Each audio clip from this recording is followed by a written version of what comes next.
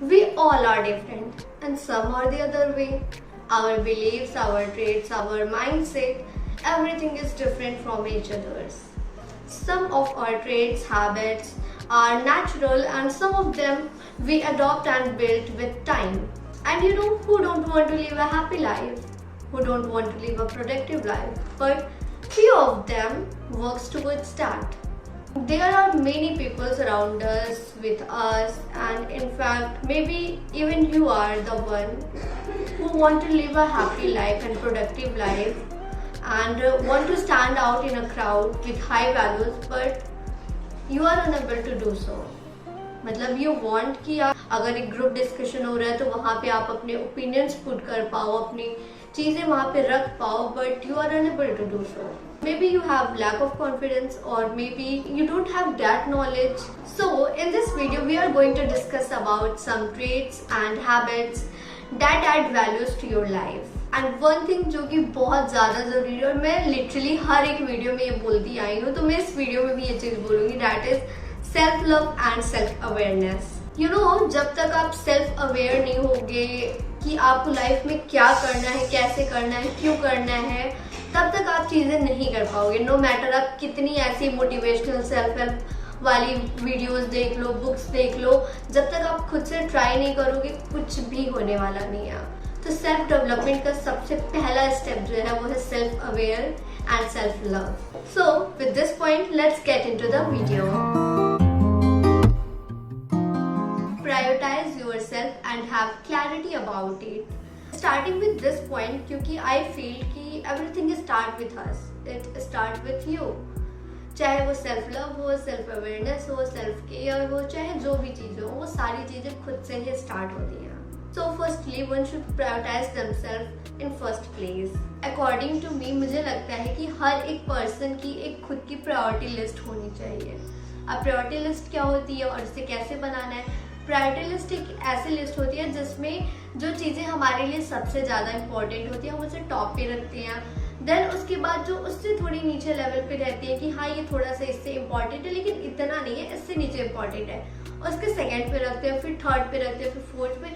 इस तरीके से हमारी प्रायोरिटी लिस्ट होती है. अब हम इसको डिवाइड कैसे करते हैं? जैसे कि हमारे लाइफ के अराउंड जितने भी कैटेगरीज होते हैं, लाइक रिलेशनशिप हो गया, हमारा कैरियर एस्पेक्ट हो गया, हमारी पर्सनल ग्रोथ हो गई, या फिर कोई रिलेशनशिप हो गया, ऐसी जितनी चीज़ें होती हैं, या फिर हेल्थ हो गया, प्रोडक्टिविटी हो गई, ये सारे जो पॉइंट्स होते हैं ये हमारी डेली लाइफ के इंक्लूडेड होते हैं. फॉर एन एग्जाम्पल, अगर मैं अपनी प्रायोरिटी लिस्ट बनाती हूँ तो मैं टॉप पे क्या रखूँगी? मेरे लिए टॉप पे मेरी फैमिली रहेगी.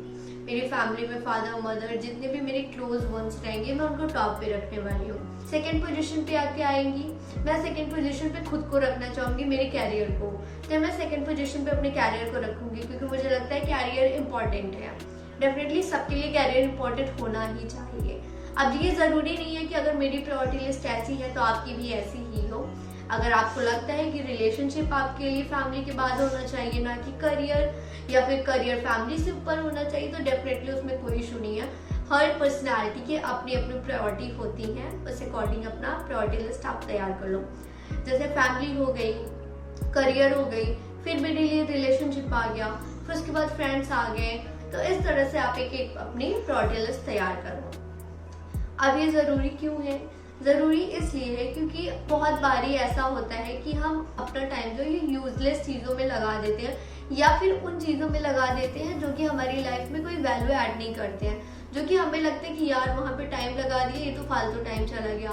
तो इस चीज़ से बचने के लिए हमें अपनी प्रायोरिटी लिस्ट तैयार करनी चाहिए. और सबसे इम्पॉर्टेंट बात कि खुद को हमेशा टॉप पे रखना सीखो, खुद को.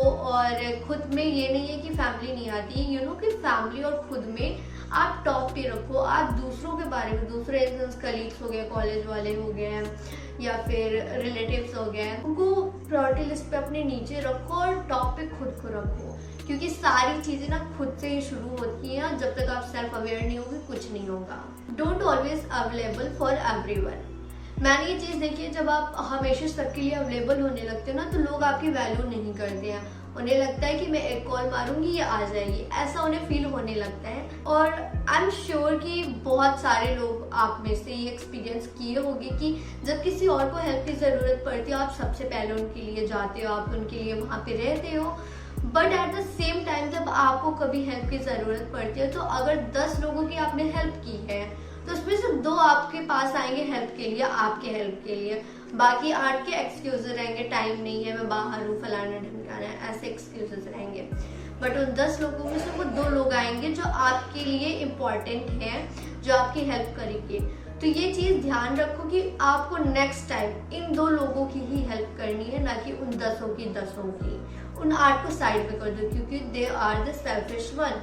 उन्हें जब जरूरत पड़ी तब वो आए। So be clear about it कि आपको किसको कितना टाइम देना है। Know how to say no. अब ऐसा होता है ना कि हम अगर नेचुरली हमारे अंदर का जो इमोशन है, हमारे अंदर की जो क्वालिटी है, वो ऐसी है कि हम काइंड है और हेल्पफुल है, हम किसी को ना नहीं कर पाते हैं। तो ये चीज़ करने में लिटरली आपको बहुत ज़्यादा टाइम लग सकता है। मैं जितनी भी चीज़ें इस वीडियोस में समझाती हूँ, बताती हूँ, एक्सप्रेस करती हूँ, शेयर करती हूँ, वो सारी चीज़ें मेरी पर्सनल एक्सपीरियंसेस से ही होते हैं, या फिर मैंने वो चीज़ें कहीं पे पढ़ी होती हैं, कहीं वीडियोस देखी होती हैं, कहीं एक्सपीरियंस किया होता है, तो वो सारी चीज़ें मैं शेयर करती हूँ। हाँ, तो ये वाली चीज़ जो है, जो पर्सनली मैं ये फील करती आई हूँ। इनफैक्ट मैं अभी भी पूरी तरह से इस चीज़ में परफेक्ट नहीं हुई हूँ। मैं कभी ऐसा होता है कि मैं ना नहीं कर पाती हूँ, मेरा ऐसे अंदर से मन कह रहा होता है कि मत करो मत करो, मना कर दो, लेकिन मैं बाहर से कहती हूँ हाँ बिल्कुल मैं कर दूंगी। और ये चीज़ें ट्रस्ट में बहुत रिग्रेट देती है बाद में, जब आप किसी को एग्री कर देते हो जबकि आपको मन नहीं रहता वो चीज़ें करने का भी। देन आप फील करते हो कि अरे अब तो मैं जोश में वीडियो सारी देख लेती हूँ, कैसे ना करूँ, कैसे किसी को ना करूँ, ऐसे आप बुक्स देख लेते हो। लेकिन ट्रस्ट में ये चीज़ें जब तक आप खुद से फेस नहीं करोगे, खुद से आप एक्सपीरियंस नहीं करोगे, तब तक ये सारी वीडियोस देखने का कोई मतलब नहीं है। लिटरली कोई मतलब नहीं है जब तक आप खुद से ये चीज़ें प्रैक्टिस नहीं करते हो। अब प्रैक्टिस करने के लिए आप क्या करोगे, आपको ना किसी को इस तरीके से करना है, इस एक्सक्यूज दे के करना है कि सामने वाले को वो चीज़ें रूड भी ना लगे और वो डिसरिस्पेक्ट भी फील ना करे और आपकी बात से भी एग्री कर जाए। एग्जाम्पल के थ्रू मैं इस चीज़ को समझाती हूँ कि मान लो आपके कोई 2 फ्रेंड्स हैं और वो आपको मिलने के लिए बुलाते हैं, राइट, लेकिन आपका जाने का मन नहीं है, तो आप उनसे डायरेक्टली ये मत बोलो कि नहीं यार मेरा जाने का मन नहीं है तो इसलिए मैं नहीं आ पाऊंगी। उनसे बस इतना किया तो आप इस तरह से उनको मना कर सकते हो कि अभी मैं आ नहीं पाऊंगी, कुछ काम है मुझे, आ नहीं पाऊंगी, या फिर मेरे कुछ अदर प्लान्स है, अभी के लिए तुम दोनों एंजॉय कर लो, हम फिर कभी मिल लेंगे। अगर आप इस तरीके से चीज़ें बोलोगे तो उन्हें बुरा भी नहीं लगेगा कि नहीं मिलने नहीं आई, और वो एग्री भी कर जाएंगे कि हो सकता है कुछ काम होगा उसको, इस रीज़न से वो नहीं आई है। इनफैक्ट कभी कभी स्ट्रेट फॉरवर्ड भी होना पड़ता है विदाउट एनी रीज़न। आपको ऐसी सिचुएशन देखनी पड़ेगी कि आप किस सिचुएशन में कैसे मना कर रहे हो। अगर आपको ऐसा फील आ रहा है ना, ऐसी वाइब आ रही है कि नहीं ये चीज़ें गलत है, यहाँ पे मुझे ना ही करना है, लेकिन आप नहीं कर पा रहे हो, लेकिन उस टाइम पे आपको खुद को ट्रेन करना होगा इस तरीके से कि आपको स्ट्रेट फॉरवर्डली नो करना है उस चीज़ों को। और ये चीज़ डेफिनेटली सीखनी ही चाहिए। ये चीज़ें ऐसा नहीं है कि आप एक दिन में सोच लोगे और हो जाएंगी, क्योंकि अगर आप नेचुरली काइंड हो, नेचुरल चीज़ें जो आपके अंदर नेचुरल इमोशंस अगर जो रहते हो वो टाइम के साथ में बहुत ज़्यादा टाइम लेके तब चेंज होते हैं, ऐसा फटाक से नहीं चेंज होते हैं। ये पॉइंट ऐसा है ना कि जो आपको पर्सनल ग्रोथ में बहुत हेल्प करने वाला है, क्योंकि एक पर्सनालिटी डेवलपमेंट का ये एक फेज आपको करना ही पड़ेगा कंप्लीट, तभी आप अपने आप को एक नेक्स्ट लेवल पे देख पाओगे। Being kind to every kind, I feel कि this is the most attractive trait one can have, क्योंकि आई फील कि अगर आप एक ह्यूमन बीइंग हो, आप एक ह्यूमन पर्सनालिटी हो, तो आपके अंदर बहुत सारे इमोशंस होते हैं। आपको नेचर ने एक ब्रेन दिया है सोचने समझने के लिए। You have everything, you have speeches जिससे आप बोल सकते हो, आप समझ सकते हो, इमोशन फील कर सकते हो। ये किसी और एनिमल्स या किसी और क्रिएचर में ये पावर नहीं होती है। We human being have that power, we are on the top of that, कि हम सारे क्रिएचर से टॉप पर हैं। तो definitely we need to respect that. लेकिन हम क्या करते हैं, हम अपने पावर्स का गलत यूज़ करते हैं। कैसे गलत यूज़ करते हैं, रोड पे कोई कुत्ता जा रहा है उसको पत्थर मार देते हैं। गाड़ी इतनी स्पीड में चलाती है कि अगर कोई पप्पी निकल रहा है तो 2 सेकंड आप रुक नहीं सकते, आप उसको दबा के बिना किसी रिग्रेट के बिना 2 सेकंड रुके आप सीधे चले जाते हो। मैंने ये चीजें देखी है and I literally feel so bad being a human. I feel so bad कि भाई हम टॉप पे होने के बाद भी इतनी गिरी हुई हरकत कर रहे हैं, मतलब क्या ही बोल सकते हैं। तो आई फील कि kindness is the sweetest and most powerful emotions and we can say that most powerful trait that one can have and ये सच में बहुत हाई वैल्यूज ऐड कर देती हैं।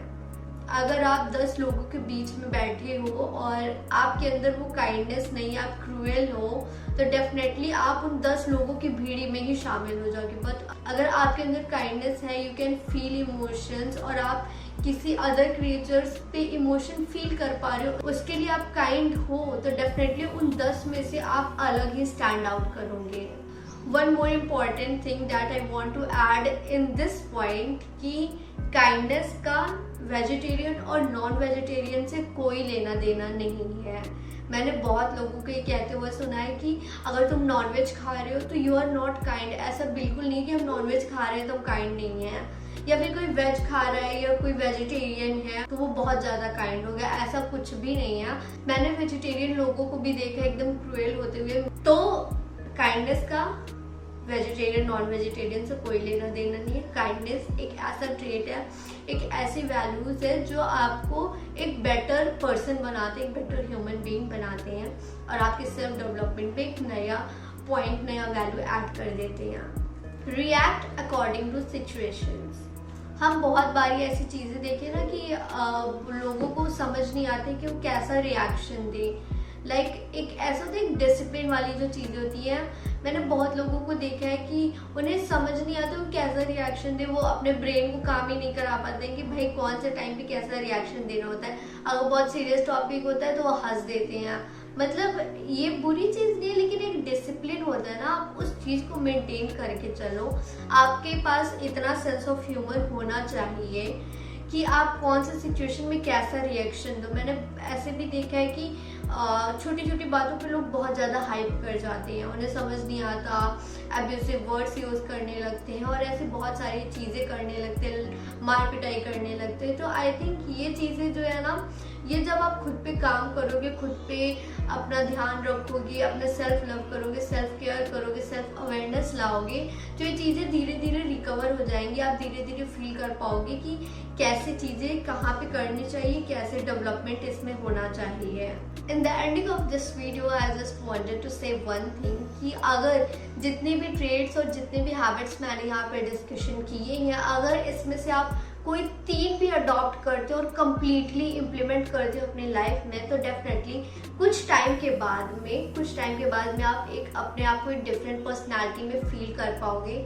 आप ये चेंजेस ना ऐसा नहीं कि एक दिन में आप फील करोगे, बट आप अगर धीरे धीरे स्टेप लेते रहोगे तो डेफिनेटली कुछ टाइम बाद आप खुद को एक डिफरेंट पर्सनैलिटी में फील कर पाओगे। आपका लेवल यहाँ से यहाँ हो जाएगा।